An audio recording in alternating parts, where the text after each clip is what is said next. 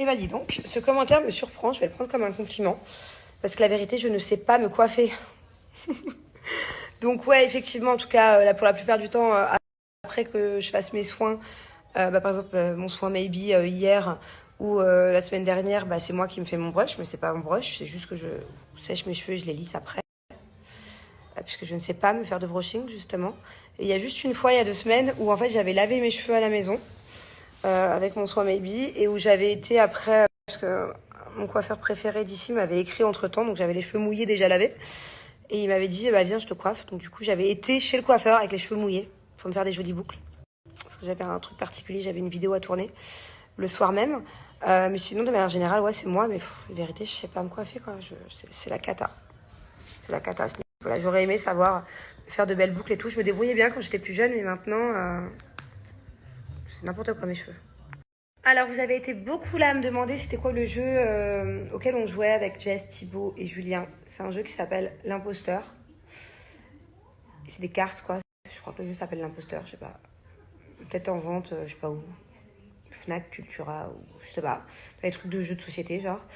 Et c'est vraiment chouette. Bon, à 4, c'est un peu compliqué à jouer. Parce que du coup, tu grilles vite la personne qui ment. Bon, je vous explique un peu les règles, ok? Donc, t'as des cartes. Par exemple, t'as un mot. Donc, tu choisis un chiffre, le numéro 4. T'as un mot. Le mot, par exemple, on a eu le mot gangster. Ok? On a tous les 4 une carte. Donc, il y en a 3 qui ont le mot. Il y en a un, il n'a pas le mot parce que c'est l'imposteur. Genre, il y a 0 mot. Donc, du coup, faut pas qu'il se fasse griller qu'il n'a pas le mot. Donc, on va donner des indices. Moi, par exemple, quand c'était gangster, j'ai dit pistolet. Ok? La personne d'après, elle va dire, je sais pas, méchant. Ok? Et la personne d'après, si elle n'a pas le mot, il faut qu'elle s'adapte à nos mots. Pistolet, méchant, il faut qu'elle dise un truc, qu'elle se fasse pas griller, qu'elle n'a pas le mot. Tu vois? Sauf que des fois, tu es l'imposteur en tout premier. Donc quand tu as la carte, que tu as 0 mot, et qu'il faut que tu commences à dire quelque chose, un indice, un mot voisin, c'est compliqué. Par exemple, Jess, tout à l'heure, c'était la première, elle a dit le mot océan. Alors que nous, notre mot, c'était dindon. Donc on a explosé de rire, on savait très bien qu'elle n'avait pas le mot.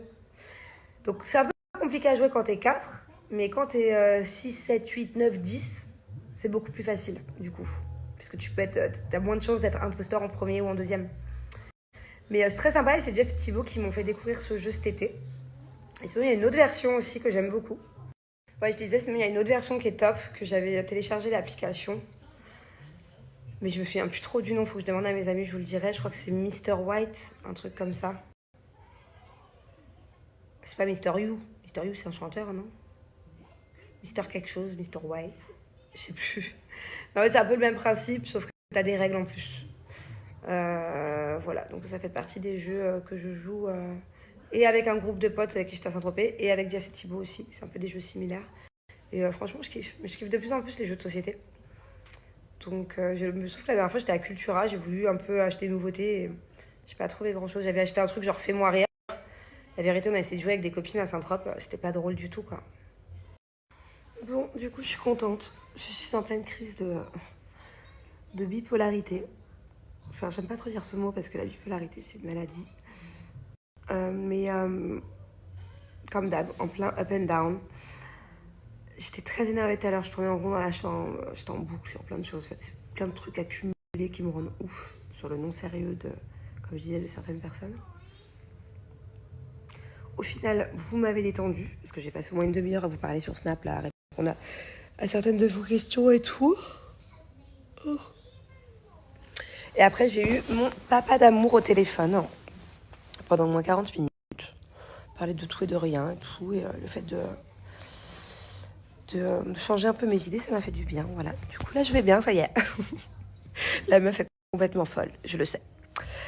Et je vais peut-être commencer par éteindre la lumière parce que du coup, je me suis même pas aperçue, mais depuis tout à l'heure, je suis en total jour dans ma chambre. Je disais, j'ai carrément toutes les lumières allumées. Ça fait trop mal aux yeux. Et je vais me mettre devant ma petite série. Alors en ce moment, je vous avais dit, moi, ce que je conseille, la dernière très très bonne série que je me suis faite, c'était Chère Petite sur Netflix. Moi, j'ai adoré. J'en parlais tout à l'heure avec Thibaut et Jess. Eux, je crois qu'ils ont un peu moins adoré que moi. C'est surtout la fin qui est space, mais bon, je vais pas vous spoiler le truc.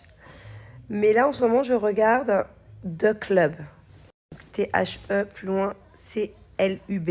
C'est une série un peu à l'ancienne. Hein. C'est genre dans les années, à l'époque où la télévision venait d'exister. Et c'était un peu comme à l'époque Les Demoiselles du téléphone, là, j'aimais bien. C'est un peu à la même époque. Et c'est ma copine Anna qui me l'a conseillé. En fait, c'est pas mal du tout. Je me suis un peu attachée.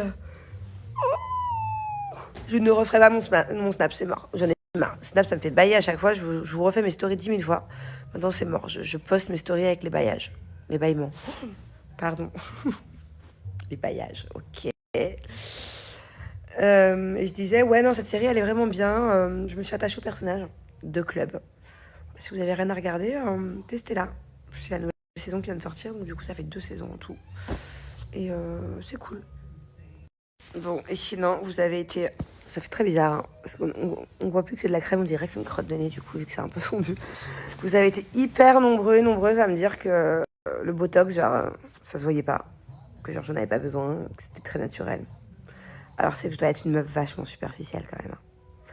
Parce que moi, ça me choque, ça me traumatise. Mais vraiment, je vois que ça, sur mon visage. Donc, j'essaie de m'accepter avec et de me dire, allez, vas-y, on s'en fout, c'est la vie. Mais c'est dingue le nombre de messages en très peu de temps, en 1 heure, là, que je vous ai demandé ce que vous en pensiez de mon terrain de motocross sur le front. Que vous m'avez tous dit, ah non, non, non, ça choque pas. Ça se voit, quoi. Donc, ouais, c'est que je dois être encore un chouïa trop superficiel. Parce que je sais que je commence à changer là-dessus. Je commence vraiment je sais que je commence à devenir, je le ressens, hein, de moins en moins superficielle. D'ailleurs, c'est pas que je le veux, parce que j'ai adoré ma période de ma vie où j'étais archi superficielle. Et c'était totalement assumé. Et là, je ressens que, vu que je suis en plein changement, en plein développement personnel, machin, je ressens que j'ai besoin d'autre chose que de superficialité. Mais de manière générale, hein, je parle pas que de chirurgie ou de botox. S'il faut, je vais aller me faire injecter le botox. C'est pas ce que je veux dire. Je suis moins attachée au matériel, je suis moins attachée aux choses. Voilà. Moi, si je m'écoutais, la vérité, je partirais de Dubaï juste 1 an, parce que j'adore Dubaï. Mais vu que les enfants sont encore petits, par exemple, si je m'écoutais, je partirais vivre 1 an, je sais pas, sur une île, dans un endroit un peu cool, où on n'a même pas besoin de chaussures, les pieds dans le sable.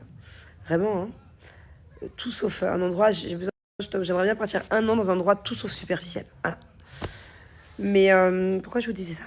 Ah oui, au final, quand je vois que vous, ça vous choque pas le Botox, quand je vois que vous, ça ne vous choque pas, genre vraiment, j'ai reçu beaucoup de messages en me disant non, non, c'est pas choquant, et que moi je trouve ça choquant, c'est qu'au final, j'ai quand même des restants des chouïas superficiels, quoi. Hein, parce que moi je vois que ça.